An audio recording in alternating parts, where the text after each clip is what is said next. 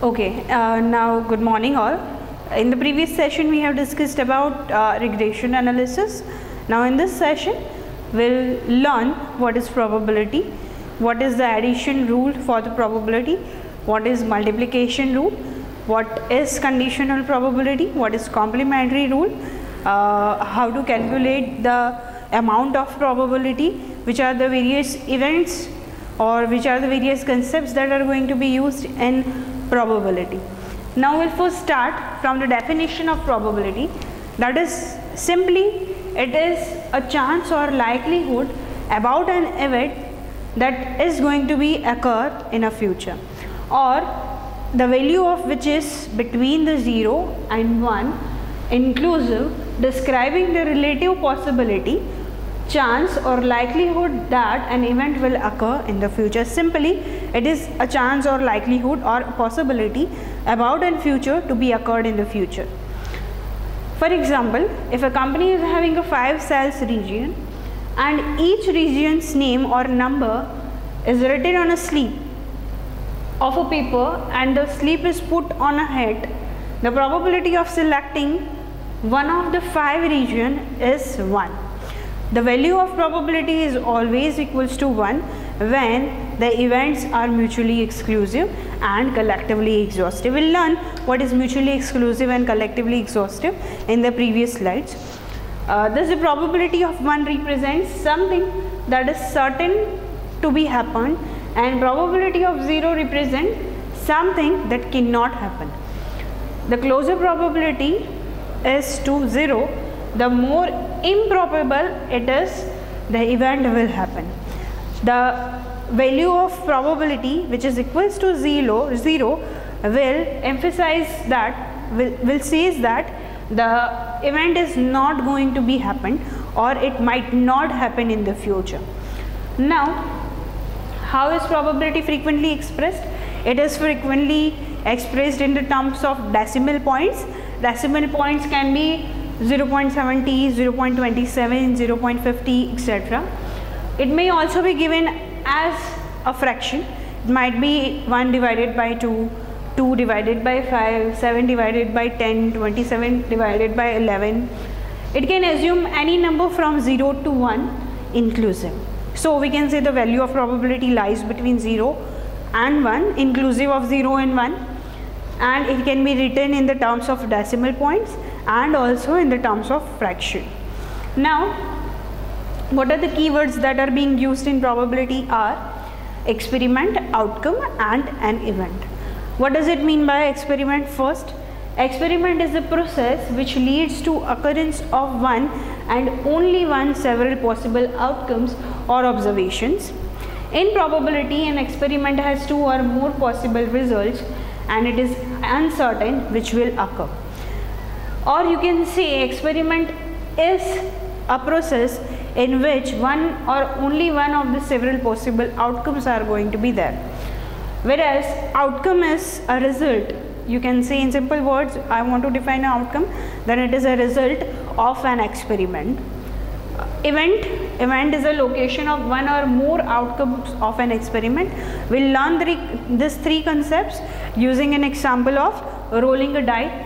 If one is going to roll a die, then experiment is going to be a rolling of a die, whereas outcomes can be anything from 1 to 6, 1, 2, 3, 4, 5 and 6 result can be any from the 6. Possible events can be, it can be either events or odd events. It might be either less than 30, less than 3, or it might be greater than 3, or the number which is lesser than 3. So these are the 3 concepts which are frequently used in a probability. Example has been given. Consider the experiment of tossing 2 coins once. When one is going to toss a coin, 2 coins simultaneously, then what are going to be the events? What are going to be the outcomes of a sample space? All the outcomes of an experiment is called a sample space. So the outcomes are going to be, it might be head and head, it might be head and tail, it might be tail and head, it might be tail and tail. So there are going to be 4 outcomes, 4 number of possible outcomes when tossing a 2 coins simultaneously. Now you are required to find out the probability of having a 1 head only. So what is going to be the probability? Here one head is for over here, head and tail for the first event. So probability of having a 1 head is equals to 2 divided by 4, which is equals to 1 divided by 2, or if I want to define it in the decimal points, then it is equals to 0.5. Now what is classical probability? Is based on the assumption that outcome of an experiment are equally likely. Using this classical viewpoint, classical probability can be obtained by using this formula, that is probability of event is equals to number of favorable outcomes divided by number of all the possible outcomes. Now consider one example, an experiment of rolling a 6-sided die. What is the probability of the event that an even number of spots appear face up? There might be even numbers or that might be odd numbers in a die. So 3 even numbers are going to be there when rolling a die. So 2 is the even number, 4 is the even number, and 6 is the even number. So total possible outcomes, as we have seen in the previous slide, number of favorable outcomes will be 3, 1, 2 and 3, whereas number of possible outcomes are equals to 6, 1, 2, 3, 4, 5 and 6. So our probability will equals to 3 divided by 6, which is equals to 0.5. So we'll have we'll discuss about what is mutually exclusive events. The occurrence of one event means that none of the other event can occur at the same time. We'll understand the concept of mutually exclusive events using this example. A manufactured part can either be acceptable or unacceptable. It cannot be both at the same time. An sample of manufactured parts, the event of selecting an acceptable part and the event of selecting an unacceptable part are mutually exclusive.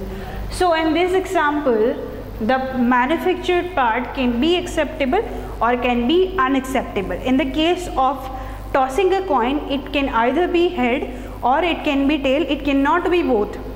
Similarly, an employee is selected at random is either male or female, he or she cannot be both. So these two events are mutually exclusive.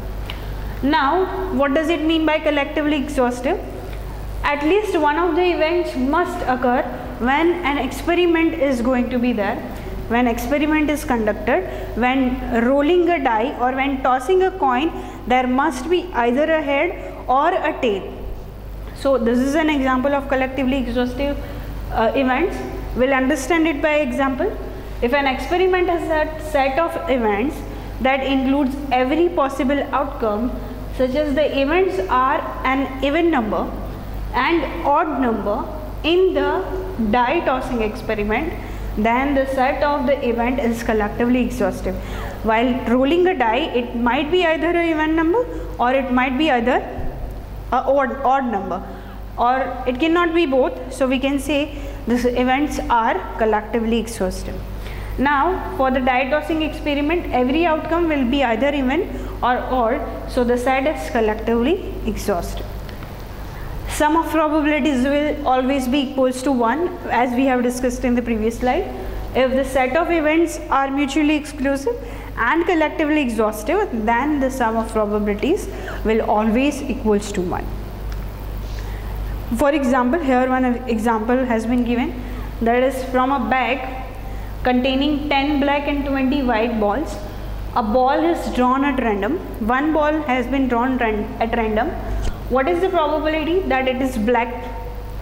So first we will have to identify the total number of balls. because our formula for finding the probability is equals to total number of favorable outcomes divided by total number of possible outcomes. So first is to identify the total number of possible outcomes, which is equals to 10 plus 20 is equals to 30. Now we'll have to find out the probability that it is black. So number of black balls are equals to 10. So our probability of getting a white ball is equals to 1 divided by 3. Next is, what are the basic rules of probability? First we'll learn rule of addition. If the events are mutually exclusive, then occurrence of any one of the events precludes any of the other events from occurring, or you can say when both the events cannot occur simultaneously in a single trial in mutually exclusive events, then the rule of addition will be as follows. It is written as P of A or B, or you can say P of A union B is equals to P of A plus P of B. For 3 mutually exclusive events is equals to P of A union B union C is equals to P of A plus P of B plus P of C in the case of mutually exclusive events. Now example has been given. We'll solve it using addition rule. An automatic machine fills plastic bags with a mixture of pears, broccoli and other vegetables. Most of the bags contain correct weight, but because of the variation in the size of pears and other vegetables, a package might be underweight or overweight. A check of 4,000 packages failed in the past month revealed this data is showing a size of bags and the number of packages are there in the bags. Now 3 weights has been given: the bags with underweight, the bags which is having a satisfactory weight, and the bags who is overweight is having a ratio of 100, 3600 and 300 with a total of 4000. Now by applying the formula of probability, total number of favorable cases divided by total number of possible outcomes will have the value of this.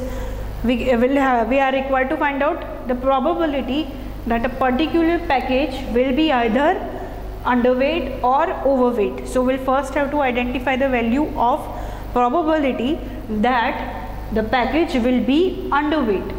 So the package which is underweight is equals to 100, that is the favorable cases, divided by possible outcomes which is equals to 4000. So our probability P of A is equals to 100 divided by 4000, which is equals to 0.25. Now the probability of packages which are overweight is equals to 300. It is given over here, 300 divided by 4000. Simply will have the value of the bags those who are overweight. By applying the formula, by applying the addition rule, we can have the value or the probability that the packages will be either underweight or overweight, that is 0.25 plus 0.075 is equals to 0.10. Now what are the complementary rules? We'll learn what does it mean by complementary rule first. It is simply a probability of an event occurring by subtracting the probability of the event not occurring from A, or simply we can have the value of complementary event, that is equals to P of A plus P of A dash. Complementary rule has also been is always dictated by P of A dash, which is equals to 1, or P of A is equals to 1 minus P of A dash. Now this diagram will better illustrate the complement rule, which is showing A, and the elements which are not in A are termed to be A dash, or you can say a complementary rule. One of the example of complementary rule can be solved.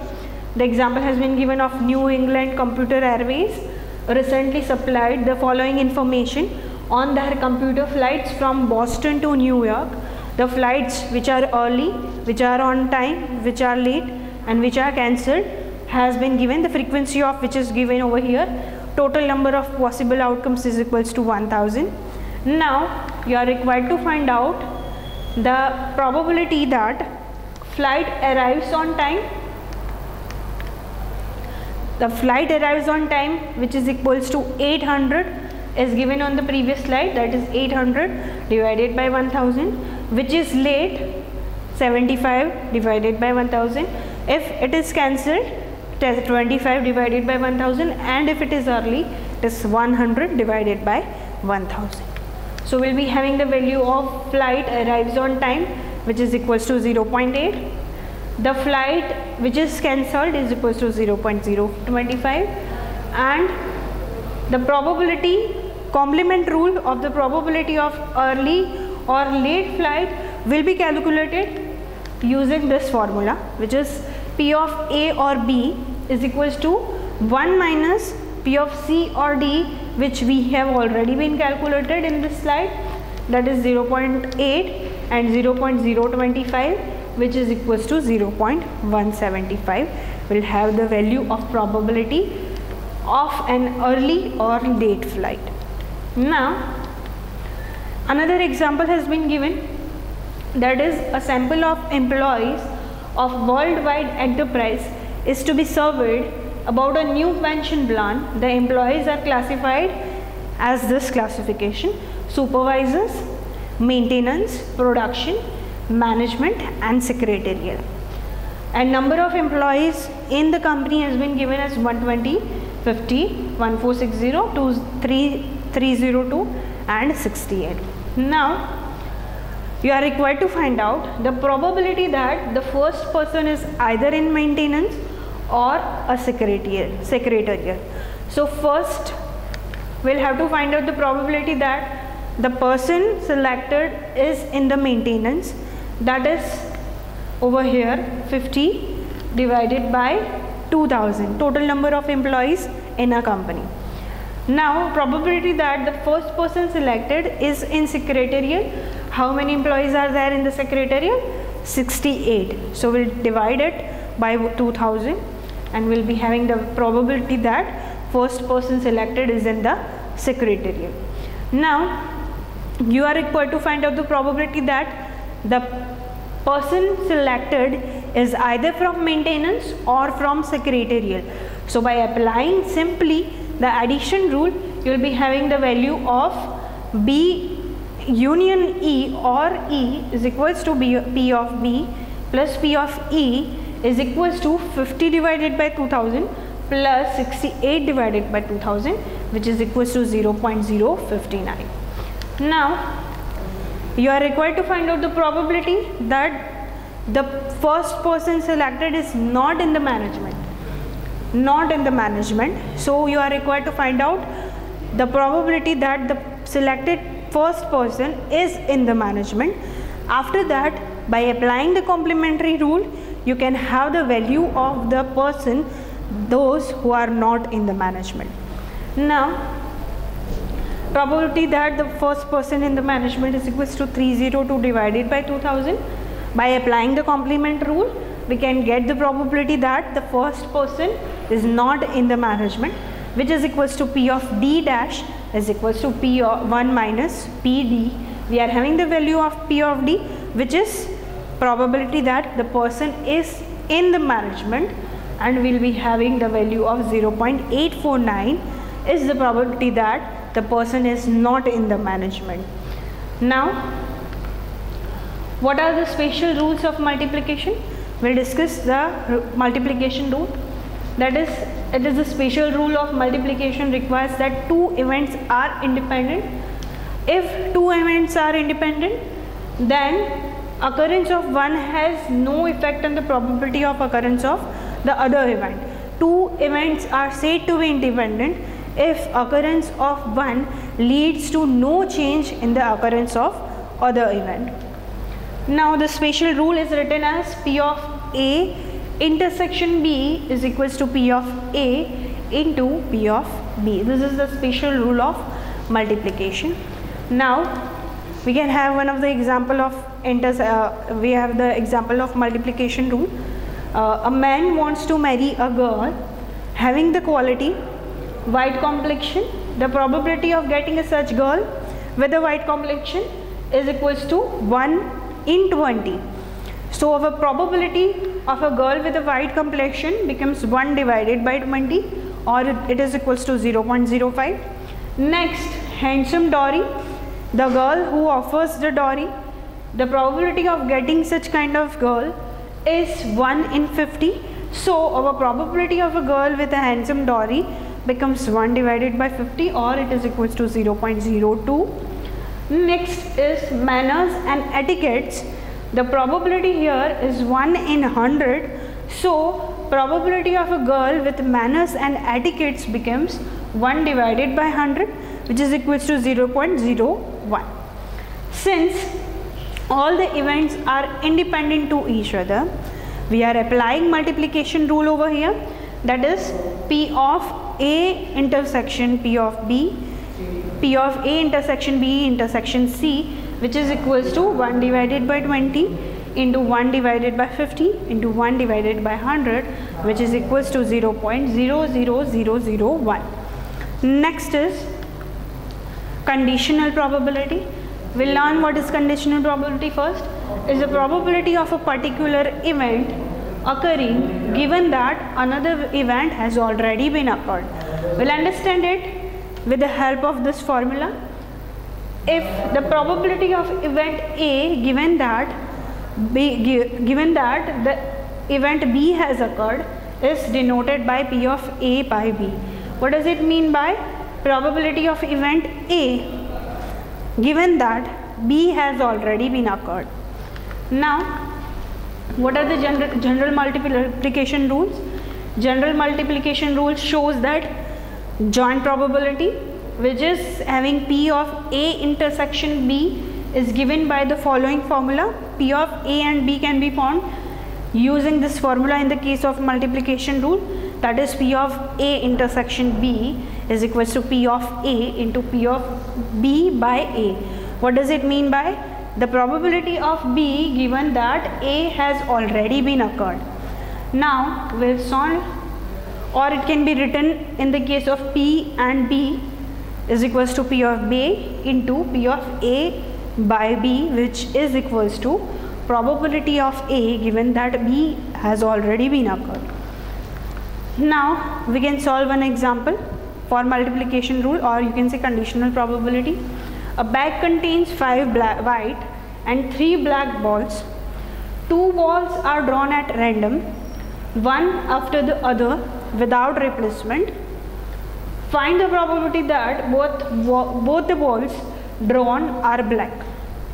Now first is find out the probability of drawing a black ball in the first attempt. We'll have to draw 2 balls are at random. So first task is to find out the probability of drawing a black ball in the first attempt, which is equals to 3 black balls are there.